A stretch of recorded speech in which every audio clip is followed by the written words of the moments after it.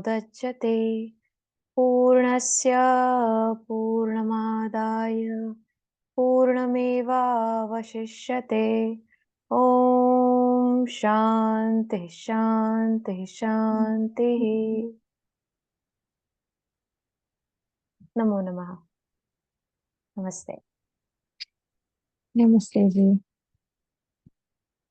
Firstly, we want to thank and we're very, very grateful that this is happening.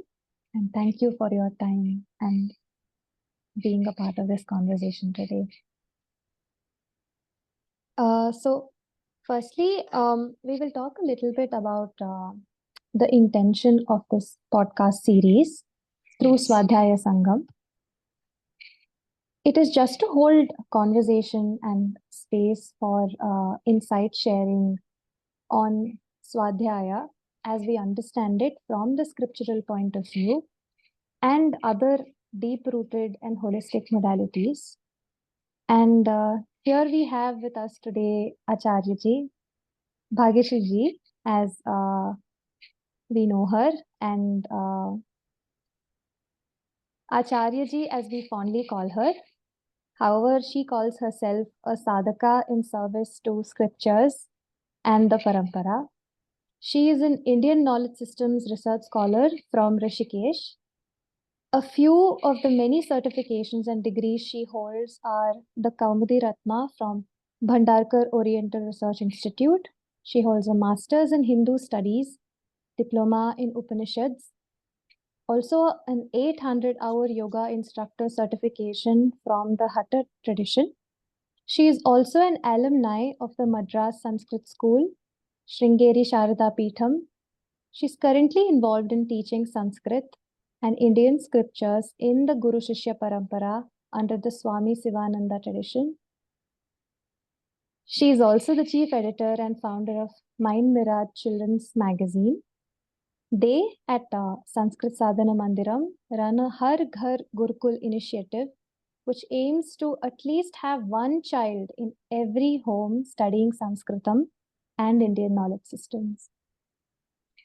Sanskrit Sadhana Mandiram also is involved in teaching scriptures at Nivant Vision, a school for the blind. We are extremely grateful and honored to have you with us here for our conversation. Ji. Dhanyavad Shailajaji, that was really wonderful. It just made us count after a long time, yes, all the things that we do and also the major responsibility that comes to us and how effortlessly Ishvara takes us through all of this without us realizing there is anything to be done or anything that is being done through us at all. Thank you for this, and we are happy to contribute to this wonderful platform, Svadhyaya Sangam, and we are really happy with the name that you have chosen for this platform, and like-minded seekers, sadhakas, to come together and help one another progress onto their sadhana. Dhanyavad ji. So we will begin with a couple of questions we had regarding, firstly, to even begin with, what does Svadhyaya mean? And what does self-inquiry mean from the perspective of the Bharatiya Darshan and Indian knowledge systems? Yes, so the Bharatiya Darshana looks at a Svadhyaya as sadhana, one of the most important sadhanas that you do every day, or even higher than the japa and any other kind of sadhana. The reason being is when we are in Svadhyaya, we are constantly reflecting upon that which has come to us through the parampara, and we are also reflecting upon our own nature and our own vrittis, as the technical term is. And when these both are happening, whereas when you're only listen to the guru, it's shravana. But after the shravana, when you again visit back to the same scripture, when you're again studying, you also evaluate yourself in the process. And it's a nitya karma. Every day you do it. It is as pure as worship.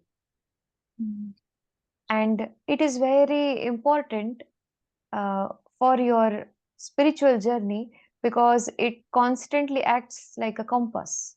So you are guided in the correct direction through the Svadhyaya.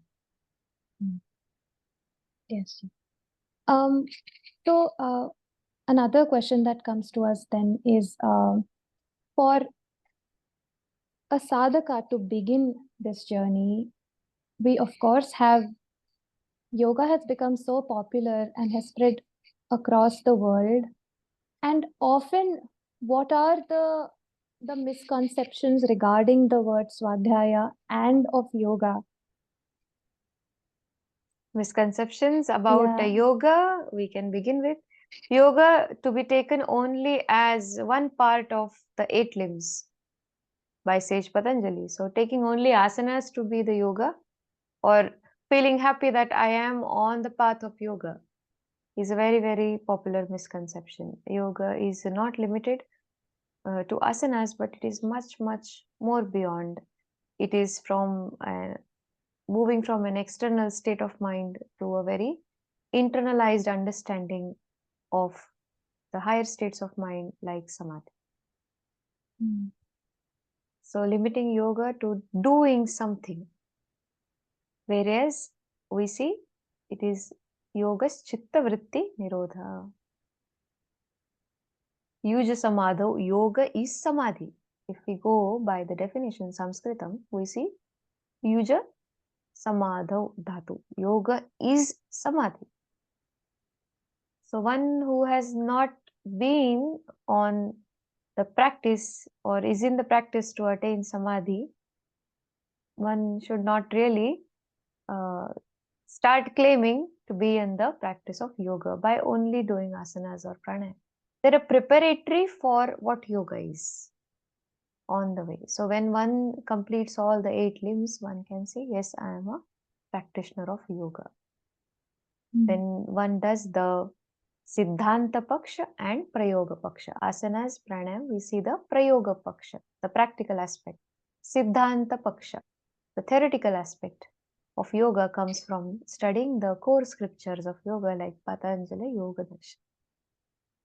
When it comes to Svadhyaya, one feels giving time to one's own unchallenged spiritual practice. By unchallenged, I mean something which comes naturally to a person and which is in comfort, where tolerance is not tested. One feels that is Svadhyaya. No, if when we are really into Svadhyaya, we see that if we are able to sit for 20 minutes in meditation, when we do Svadhyaya, we aspire to sit for 40 minutes and tolerate the extra 20 minutes. So it includes tapas aspect of also Dvanda Sahanam, tolerance. If we are able to concentrate onto one scripture for 30 minutes, 40 minutes, suppose that if we feel sleepy, but still continuing it to complete what we have undertaken and increasing our tolerance and capacity to progress each day is Svadhyaya. If there is no progress made each day, but we are sticking to regular 30 minutes for 30 years of practice, then we may master what we are doing in a little part of it, but there may not really be progress on the path of yoga. So whenever a seeker is in Svadhyaya, the seeker must realize that this is going to be increasing my tolerance level, and it is also going to test me. That means I have to better myself each to the Svadhyaya.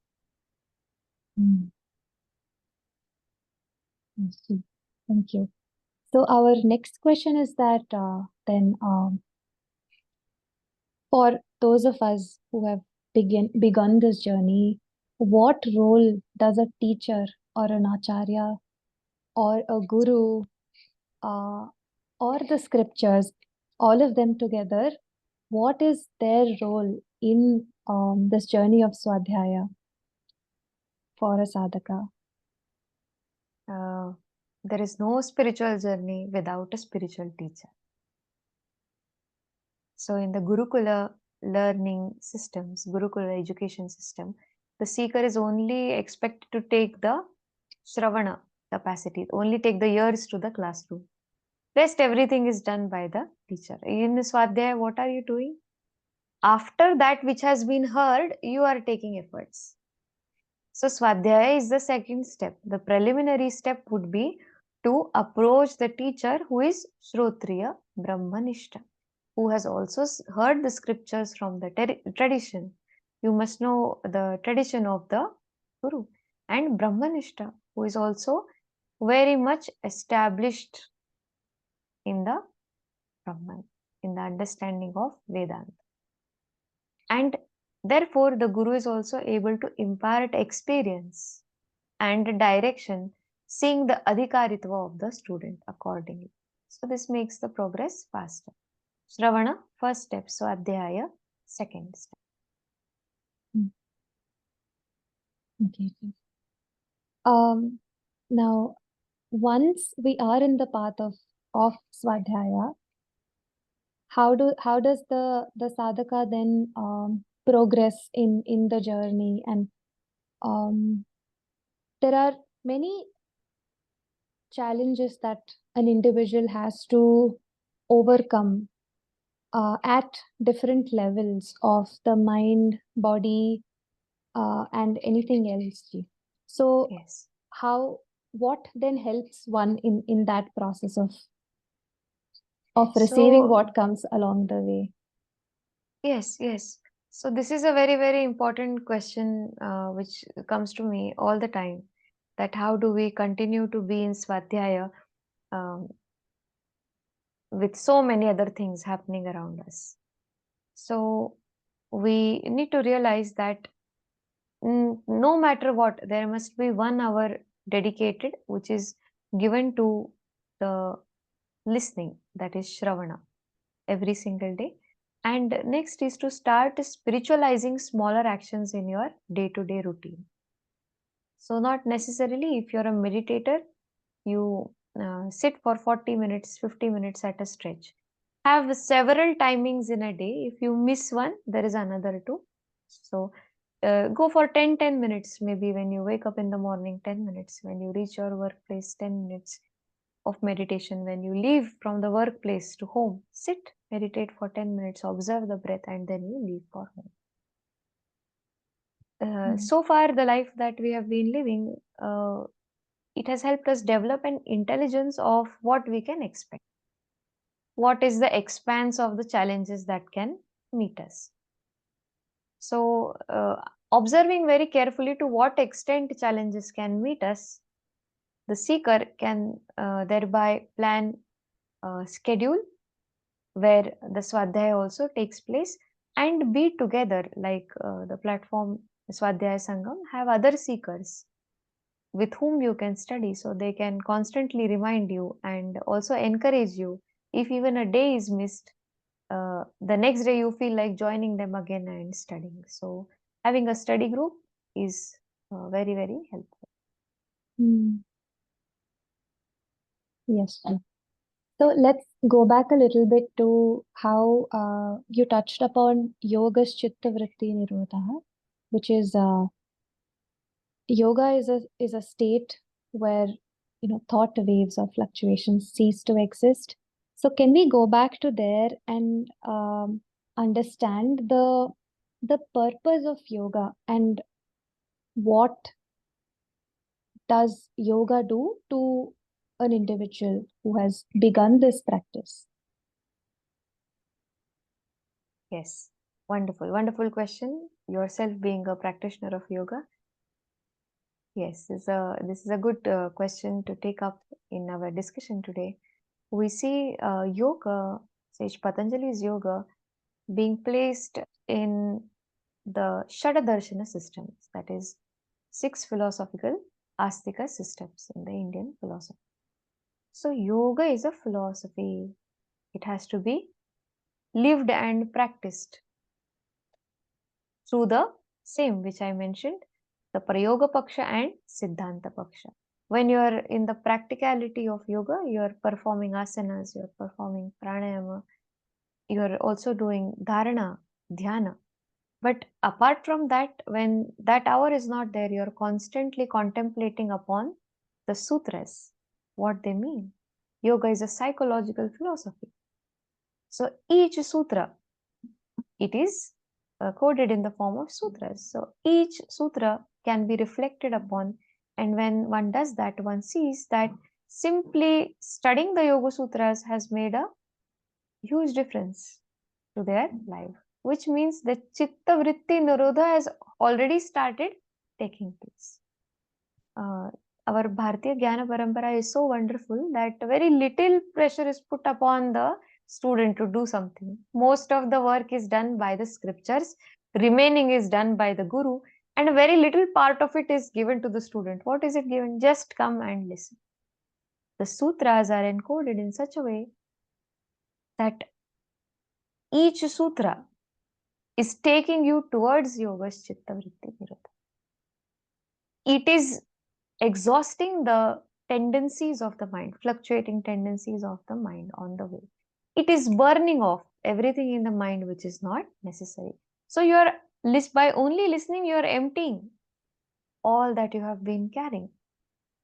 So again, the spiritual path is not about learning, it's more about unlearning, removal of bhranti, wrong notions about yourself. This work is done. The purification of the mind, therefore, takes place through jnana encoded in the Yoga Sutras. Mm. Yes. Now that you've anyways brought up Yoga Sutras, it feels very, very important to discuss. A lot of people come to India, do the TTC and go back, learn a little bit about what the Yoga Sutras is, the yoga philosophy is, and go back. But why do you think, um, or is there a need to study yoga beyond that and to go deeper into scriptures? And why is it important that that people start studying these scriptures of yoga to be a true practitioner and progress in their sadhana? Yes.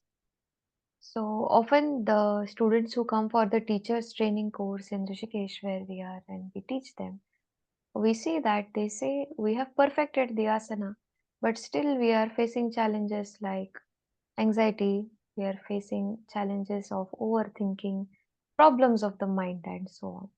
So, problems of the mind are still very much prevalent. And we see that the mind has even like it has pramana, it also has viparyaya, false knowledge, the bhranti that we call it. For the removal of it, listening to the scriptures is necessary. So they are only focusing on the prayoga paksha, practical part of it. But practical aspect without understanding the theoretical need, why it is to be done, how it is to be done, when it is to be done, is important. Like we also have specific asanas as per vata body, pitta body, kapha body. Not all asanas are for everyone. The goal is not to dynamically do many asanas, but to find which is that one asana, which is which is aligned to my anatomy and which I can hold on during meditation. So this also finer understanding about asanas itself will come from the study of the scripture, the yoga. Because asanas or the practical part is developed from the scriptures. So anything which is half studied will not bring complete benefits. One has to dive deeper into the discipline of yoga. Yoga is discipline. It is not to be studied at the periphery, and it was not for everyone until very recent. Therefore, yoga was not for everyone. One had to study it deeply and then come to the prayoga paksha, practical aspect of it. So when one was in practice, all that had been heard and studied started reflecting upon in that. Started working on Annamaya Kosha, Pranamaya Kosha, different sheets and layers of awareness. In the practice of asanas, one could One could also start meditating and realize, oh, the body is moving, but my mind was meditating. Such wonderful experiences come after the studying of the scriptures of yoga and then practicing. So our next question is, when we talk about scriptures of yoga, what are some very important scriptures that you absolutely encourage us to study and to begin with even? We can begin with the Patanjali Yoga Darshana, then Hatha Yoga Pratipika, Yoga Taravali, and there is also Keranda Samhita, if one is interested to know further. Although Yoga Sutra being very well developed and easy to understand, at the same time structured very well, one scripture is also enough. If you study Yoga Darshan, it's complete in itself.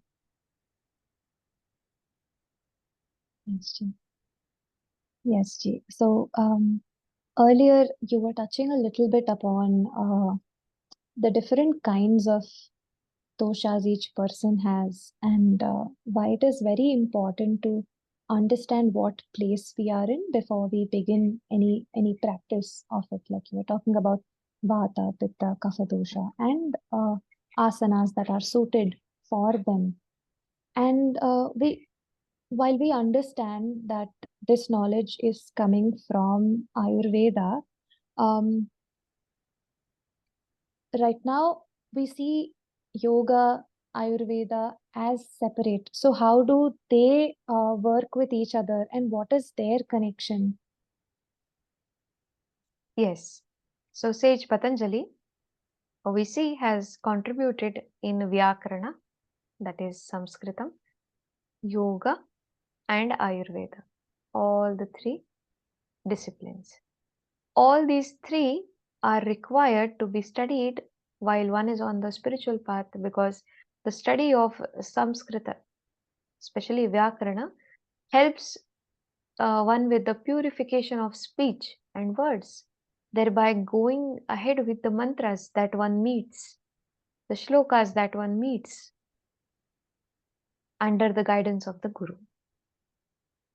The practice of yoga keeps the mind steady and equanimous, thereby being able to tolerate the challenges that come during the practice, being able to tolerate the change of seasons at the physical level, being able to tolerate a little bit of state of dis-ease that one meets at the health.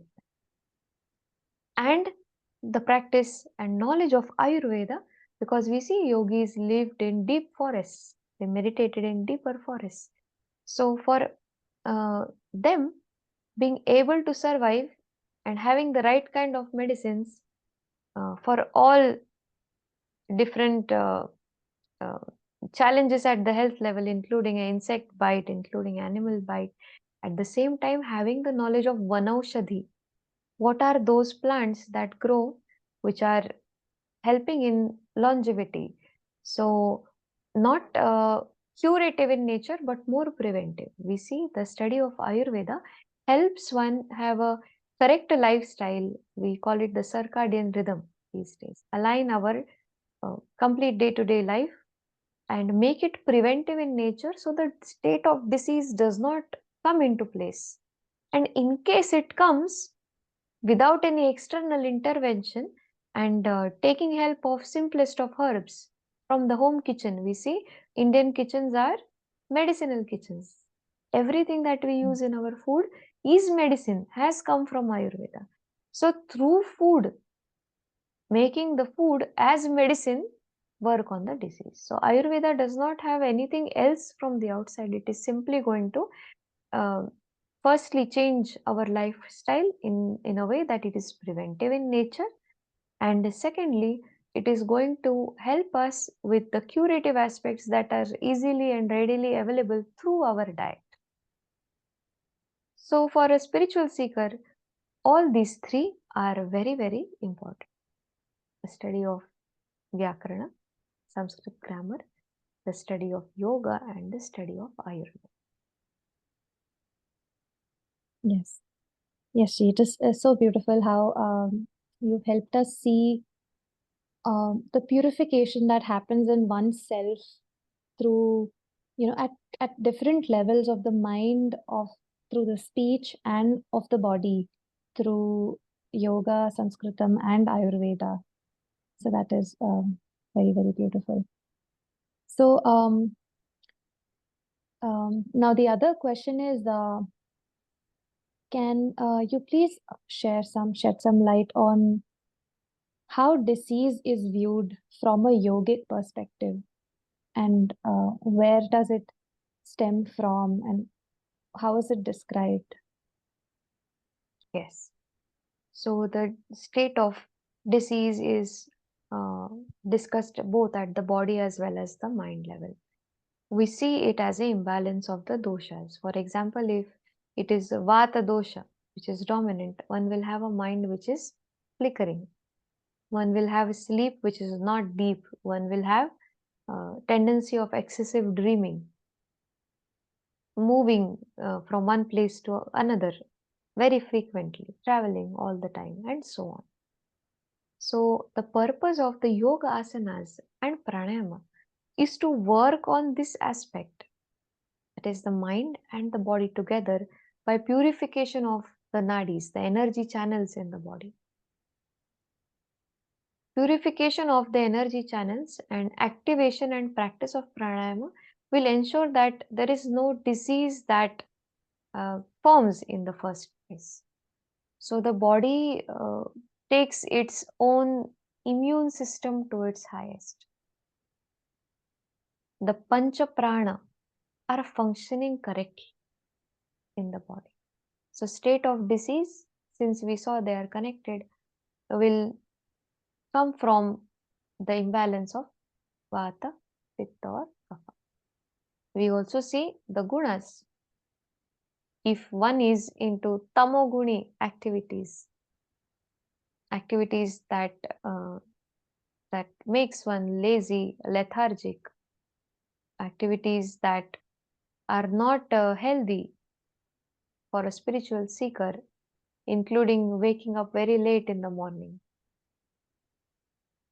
then we see many people have challenge immediately. If they wake up late, it is translated in their bowel movements also. So that is disturbance of the vata dosha. So waking up early in the morning, it begins from there. In yoga, Surya Namaskara, you do the Namaskriya to the Surya Bhagwan when the sun is rising. At that time, to soak up the first rays of the sun, you do the Surya Namaskar, you do the Surya Bhedi Pranayam.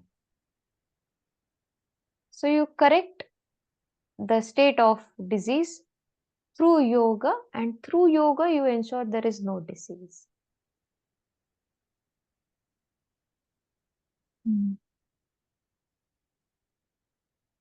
And of course, then that translates into every other aspect of life as well. Gee, now you again were talking about the limbs that have become more popular. Can we touch up upon the 8 limbs, and why is it really important to consecutively look at them, and while even beginning the practice of yoga, to start from the very beginning of yama, niyamas, and then do? Yes, yes. So if we look at each of these limbs individually, we see even before a seeker begins with asana practice, Sage Patanjali advises the practice of yama and niyamas. The yamas are codes which help one have a good balance and harmony with people around in the society. The niyamas instill self-discipline and harmonize one's relationship with oneself. So when one is able to manage the relationships outside with the society, one is able to have or manage the relationship with oneself, then one progresses towards asanas. So one begins with corrective behavior, then corrective teaching, then achieves the correct goal. So corrective behavior is your mind.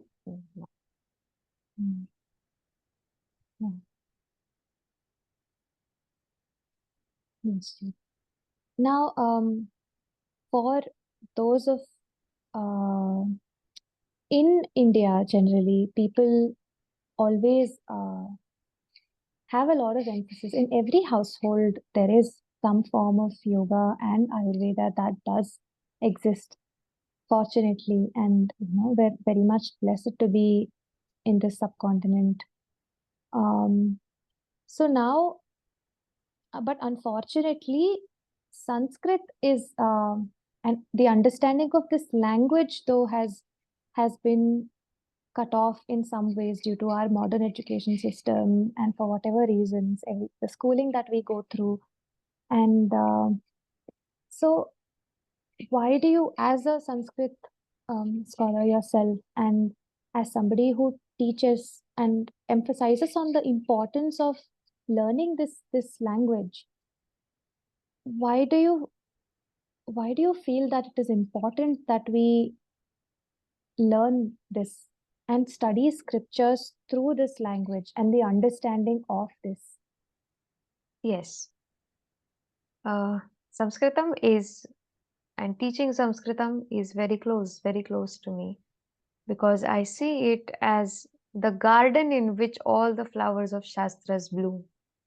So it is the green grass which is, which has covered the complete garden of the Shastras, very vital, and at the same time, uh, it is providing all the support, the strength needed. It is the very skeleton, it's the structure, it's the soul of the Shastras. Sanskritam is Deva Bhasha.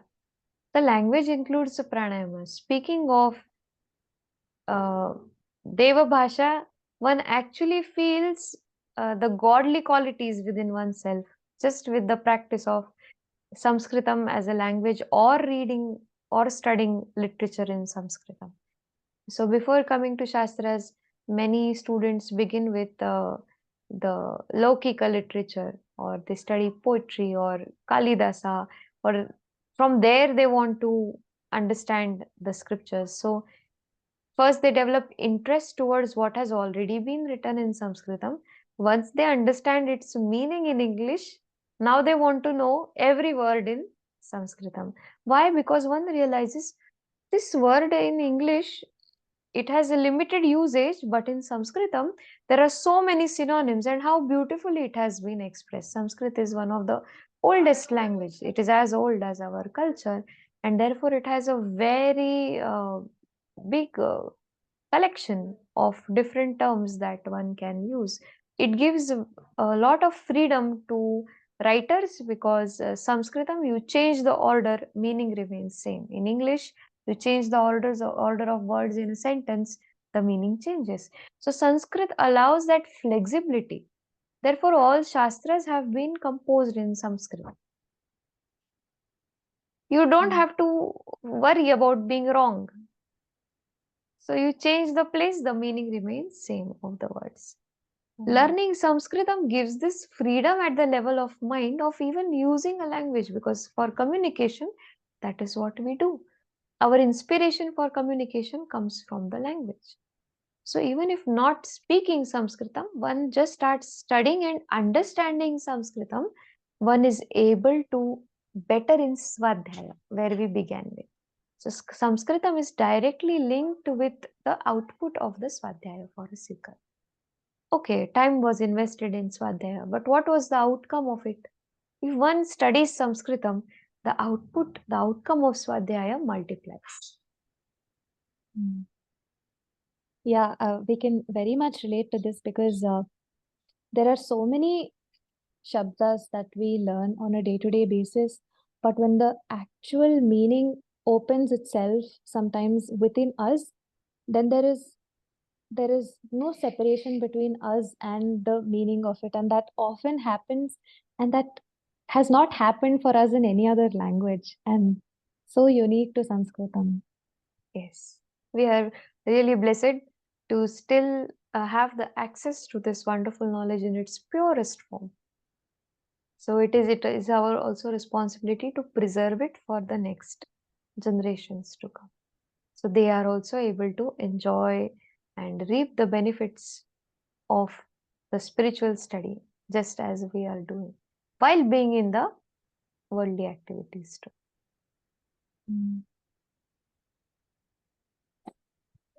Guruji, can you also talk about the beauty of Gurukula system and being a part of the Guru Shishya Parampara and learning from the root and being a part of the lineage and why that is really important?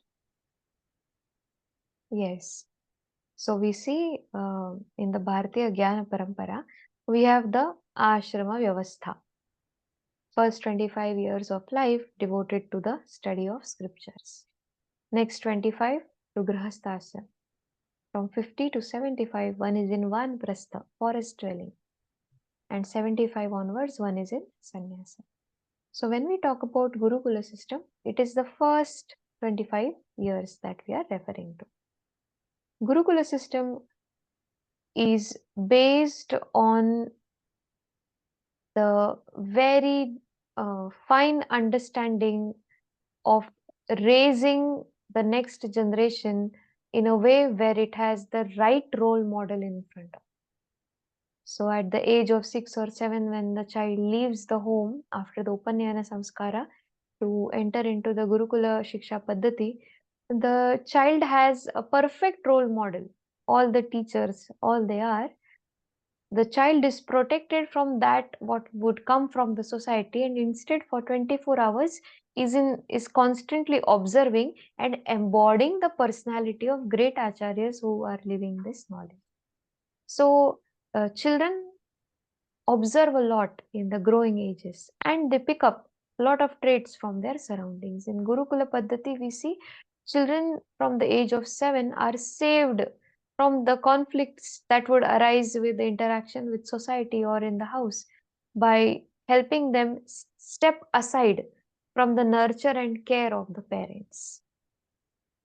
Also step aside from whatever else that it would bring along with it and move to stay with the teacher and be in Shastra Adhyayan to understand about life. Again, the Siddhanta Paksha, to understand life through the Darshana and then participate in the society from once they finish their education, Samvartana, the completion of education. So until they know everything, what they can expect in life, they are not exposed to the society. Present times, unfortunately, we see children at a very young age are exposed to the society. In Gurukula Shiksha Paddhati, these years of strong and sharp memory are harnessed by sowing the seeds of Shastra and the values that the study of scriptures bring. Also, right use of the energy in the youth, even in growing ages, by a practice of yoga, by practice of farming, agriculture, and so on.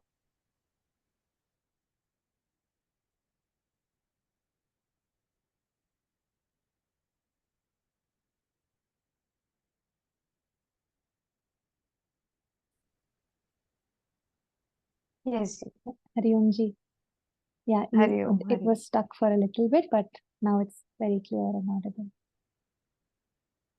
Yes, so this energy and potential of children both are harnessed to ensure that they become young men and women of a good caliber, good character, and serve the society when they enter the society. They set the right example for next generations to come.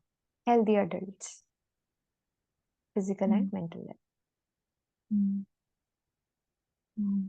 So today's world, in today's society, we anyways, children are put into school and often we do not have access to many gurukulams that are around us if anybody is living in cities. So generally for the common householders, what are ways this Gurukula system or the teachings of the Parampara can be brought into the household itself? Like what would you suggest for people like that living a Grihastha life? Yes, yes. So one good use of technology can be made here one can have a guru for their child from a very young age to be initiated into Shastras. So even if the child is going to regular schooling, 2 or 3 hours every week with the guru, and also having exposure to the Bharatiya Jnana Parampara, Bharatiya knowledge systems with the help of the guru, and supplementing the modern education with the traditional sciences is an excellent way. Can be done through technology, meeting virtually like we are now, or the nearest teacher can be found who gives the uh, understanding of scriptures. But along with the teacher in the school, a teacher for Shastra Adhyayan is also required. Mm. Mm. Yeah, now can you hear us, Chi? Yes, yes, Yeah. I mean, all of us, people like us, I'm talking about, we've spent at least like a quarter of our life without the understanding of this, and suddenly now at a when you describe the ashrama way of looking at our the whole life period, so now we are in a different quarter, but we seem to be beginning our journey, which had we had to be initiated into this at a very young age. So for us, we acknowledge that we have started scriptural study at a later age. Um, so then there is this a need of like there is a certain urgency that comes with beginning studies at a later age, and there is yes, a more yes, seriousness that comes to seeking and practicing what we learn in a day-to-day life. So yes. what is some advice that you can give for people like us, who are beginning our journey at this age? Yes, yes. So one is to free oneself of all distractions. What is not necessary in life, cut it out. Have the courage to cut things that are not aligned with your spiritual practice. Have understanding of core family very clear. Have understanding of time very clear. What you would like to invest your time in a day, on whom, where you would like to invest it. So uh, every time you feel like having a sankalpa or having some thought, ask yourself, do I need this? First. Second, is it aligned with my spiritual goal? If I do not need this, neither it's aligned with my spiritual goal, then I might or I should not pursue it. So every decision must be contemplated upon with the help of questions to remind us if it is a good investment of our time, and also if it is aligned with our spiritual. So one, cutting off distractions, very, very important.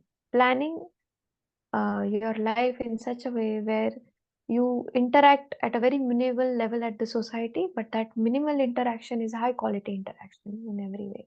Each time there is interaction, you are in the society to perform your duty, to give back in any way that you can, to support others. Mm. Okay. I often encourage to have like the part of Gita once a week at home. Invite your neighbors. If you want to be friends with your neighbor, if you want to have harmonious relationships, might as well invite them on your spiritual journey. Sow the seeds of what you have received. So, Har Ghar Gurukul, every house should have every Monday or Thursday or any other day of the week, Saturday, which they have time on, devoted to a studying of the Gita. Very Mm. important text. So maybe one chapter, one home does it, next chapter, another week, another house does it. So this way, you are also aligning your spiritual journey with your social interactions, and people who are connected to you feel much more value added to their life to you. So surroundings which are necessary for the practice of yoga are created by you, developed by Mm. you, and nurtured by you. Mm. Yes. See, talking about Gita, we understand that today is Gita Jayanti, but we do not know what the significance of today is. Can you please Yes, share yes, what yes. that is? Today's day becomes very important as it is Mokshada Ekadashi. At the same time, it is the Gita Jayanti. The Gita is the only scripture for which we celebrate a day, a Jayanti. Yes. So we Mm-hmm. see the wisdom of Gita was passed on by Bhagavan Krishna to Arjuna on this day, on the Mm. field of Kurukshetra in the battle. Oh, And therefore, this day becomes a very important day to start and begin any spiritual practice. This becomes an important day to start any new initiative, to start the study of Gita, to start asking questions to oneself about the truth about oneself. Who am I? Where am I? All that I'm seeing around. Where am I? yeah. And what do I need to do while I'm here? These three important questions one must be reminded of. Like we see in the text of the Gita, it is in dialectic form. It's a dialogue between the Guru and the Shishya. The Guru here is the Guru of all the Gurus, Bhagavan Shri Krishna. And the Shishya is Arjuna. And where is this teaching taking place? Not in a classroom, on a battlefield. So divided into 18 chapters, the wisdom of Gita is for everyone. For everyone. One must start immediately, starting from today. Excellent day. Practice and study the Gita.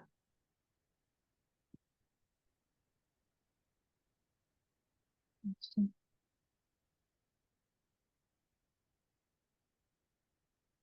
One feels fundamental questions of life are answered with the study of Gita.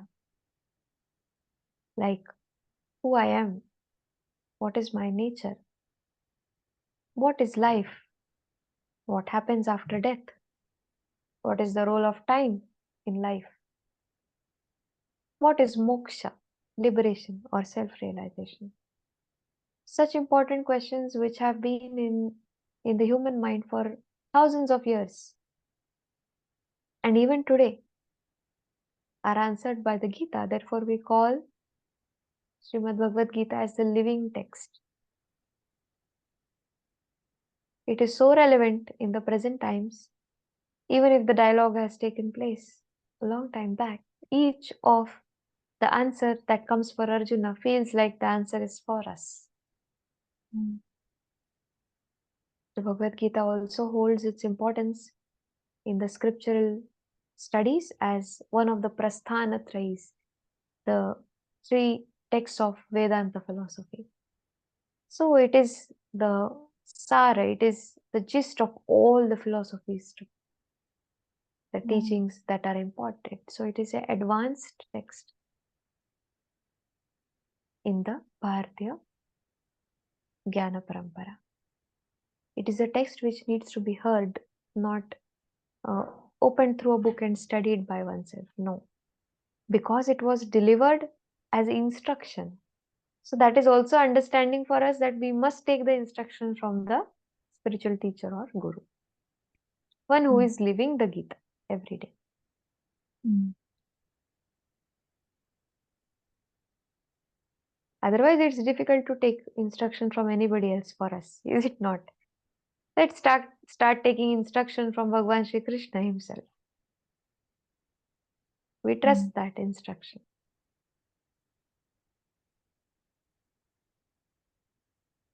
So, So when one studies all the philosophies, then in the end, one is taught the Bhagavad Gita. But one who cannot do anything else, I am sure that every household in India has a copy of the Gita with them. mm. They can begin from there. Let that be a beginning to instill consistency. Meanwhile, find a teacher and start studying the Gita. Go to the teacher saying, please impart me the wisdom of Gita. And side by side also you do the scriptural studies. Gita is lifelong study.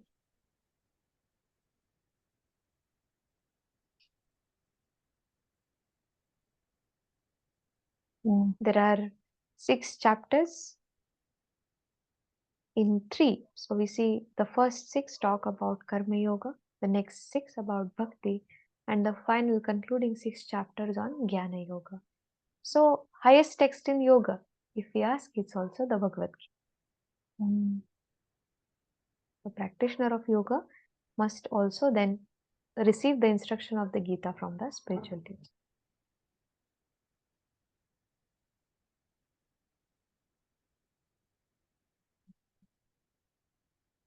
We hope, Ji, this has been enriching for all the listeners, beginners, the sadhakas who are just beginning their journey.